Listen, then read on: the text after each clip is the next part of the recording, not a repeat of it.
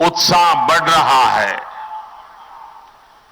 Kashi corridor बनने के बाद वहां रिकॉर्ड संख्या में श्रद्धालु पहुंच रहे हैं। बीते एक वर्ष में 8.5 करोड़ लोग काशी गए। 5 करोड़ से अधिक लोगों ने उज्जैन में महाकाल महालोक के दर्शन किए। 19 लाख से अधिक लोगों ने केदार धाम की यात्रा की है। अयोध्या धाम में प्राण प्रतिष्ठा को अभी कुछ ही दिन हुए हैं। 12 दिन में ही अयोध्या में 24 लाख से ज्यादा लोग दर्शन कर चुके हैं। मां कामाख्या दिव्य लोक बनने के बाद यहां भी हम ऐसा ही दृश्य देखने वाले हैं। साथियों, जब तीर्थ यात्री आते हैं, श्रद्धालु आते हैं, तब गरीब से गरीब भी कमाता है।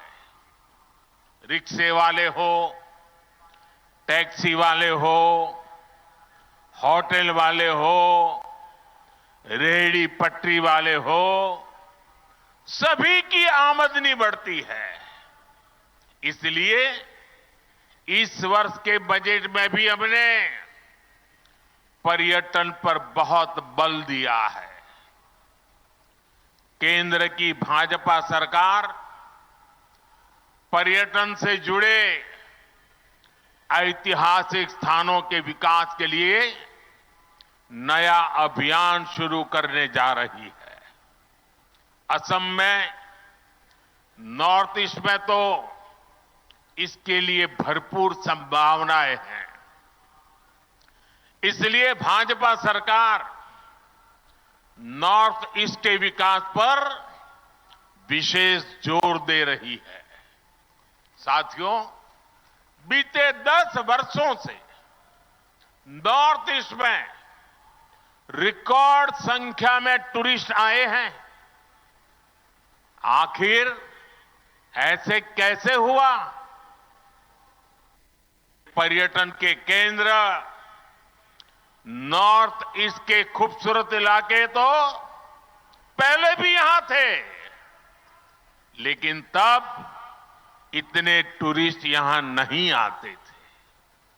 हिंसा के बीच, साधन संसाधनों के अभाव के बीच, सुविधाओं की कमी के बीच आखिर कौन यहां आना पसंद करता? आप भी जानते हैं कि 10 साल पहले असम समेत पूरे नॉर्थ ईस्ट में क्या स्थिति थी। पूरे नॉर्थ ईस्ट में रेल यात्रा और हवाई यात्रा बहुत ही सीमित थी। सड़कें संकरी भी थी और खराब भी थी। एक राज्य से दूसरे राज्य में आना जाना तो छोड़िए, एक जिले से दूसरे जिले में आने जाने में भी कई घंटे लग जाते थे। इन सारी परिस्थितियों को आज भाजपा की डबल इंजन सरकार ने, एनडीए सरकार ने बदला है। साथियों, पिछले 10 वर्षों में हमारी सरकार ने यहां विकास पर होने वाले खर्च को 4 गुना बढ़ाया है।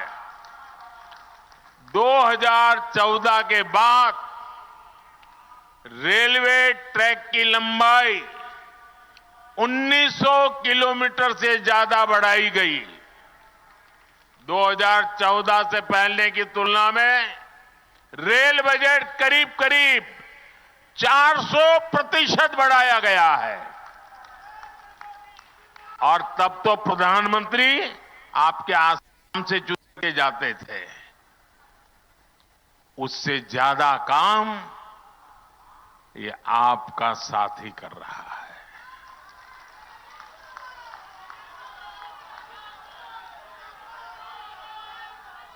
दो 2014 तक यहां सिर्फ 10,000 किलोमीटर नेशनल हाईवे हुआ करते थे।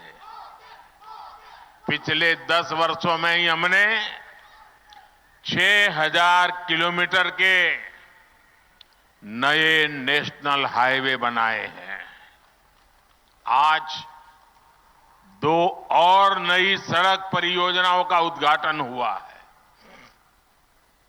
इससे अब ईटानगर तक कनेक्टिविटी और बेहतर होगी। आप सभी लोगों की मुश्किलें और कम होगी। साथियों, आज पूरा देश कह रहा है कि मोदी की गारंटी यानी गारंटी पूरा होने की गारंटी।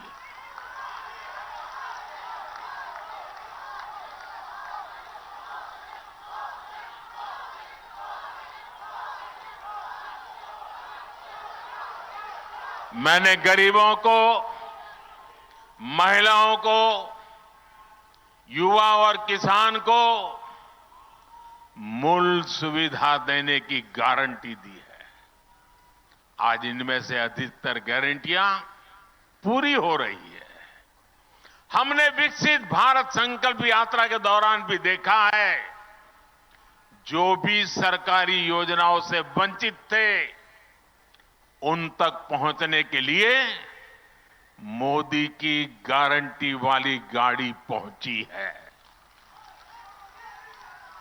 पूरे देश में करीब करीब 20 करोड़ लोग सीधे तौर पर विकसित भारत संकल्प यात्रा में शामिल हुए हैं।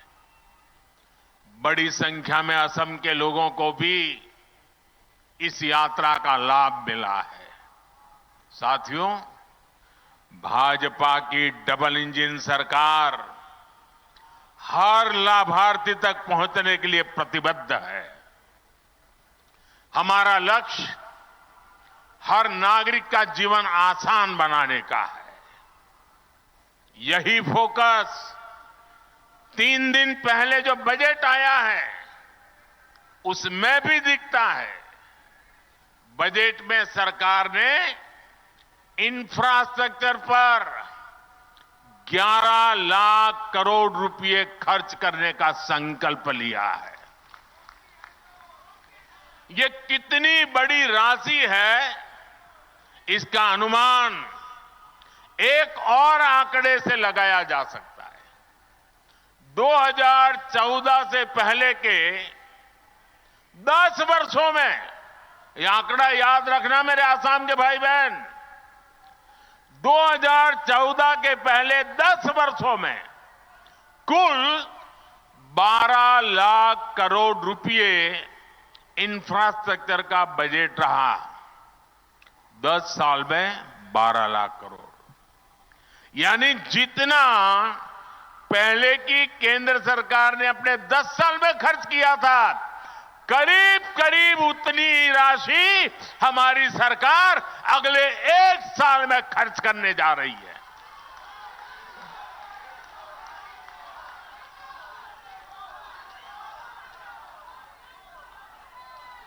आप कल्पना कर सकते हैं कि देश में कितने बड़े पैमाने पर निर्माण कार्य होने जा रहा है। और जब